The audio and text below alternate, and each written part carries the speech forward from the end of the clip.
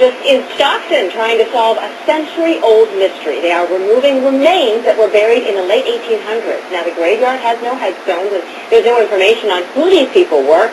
Bora Kim is live in Stockton with why officials decided to remove those coffins now.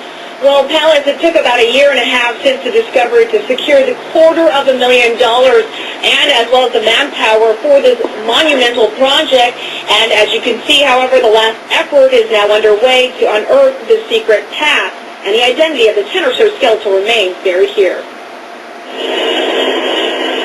It was once a graveyard for Stockton State Hospital's mental patients. While coffins neatly lined up in rows below, grave markers were never found. And till this day, the bones now being exhumed bear no name. We do have death ledgers from the hospital that show who passed away and when and why, and it may be that Pacific Legacy is able to find out some things about these remains, and we can either match them to information on the ledgers. Making a match may come with the help of science. The bones will soon undergo a series of lab tests determining the gender, age, and perhaps the identities of patients buried here. They appear to be relatively intact, and there are shards of coffin around them. Shards not because they've been broken, but because the redwood coffins disintegrate. Among the bones, however, were other archaeological finds, a handmade shell button, fragments of possibly an urn, all dating back to a certain place and time. This is a square coffin nail.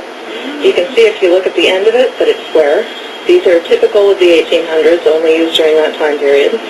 This is a piece of glass that's called solarized glass. If you look at it, it's got a bit of an iridescent shimmer to it.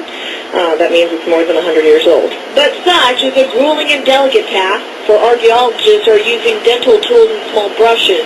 They're also working against the clock before the hot sun cements the moist dirt and locks in any more clues to this century-old mystery.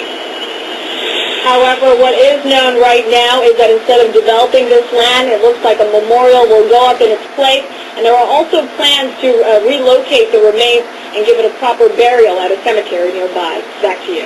Very interesting story, Bora. Thanks so much.